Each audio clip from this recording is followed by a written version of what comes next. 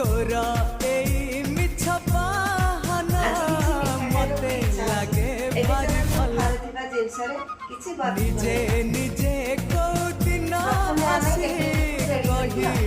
भी जल्दी बाहरी पड़ो से घी कि तेल ब्रश रे केटने लगे फल पेपर कि बटर पेपर लगे नवा कड़े बसैकी गोटे कप घी 2 कप मैदा गोटे कप बेसन पकईकी भल भाव भाजी नवा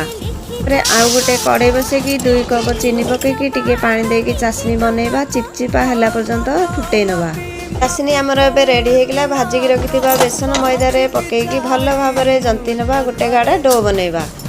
केटनी रे समान भाव में रखिकी गोटे घंटा ठंडा हवा को छाड़ीदबा गोटे घंटा होगला केटनी को बाहर करके फल पेपर को बाहर करके इच्छा अनुसार काटी नवा देखंतु घरे थिबा जिनस रे सुपर टेस्टी बर्फी आमर रेडी होगला आपण एमती बनैकी खातु पसंद आसले लाइक करंतु।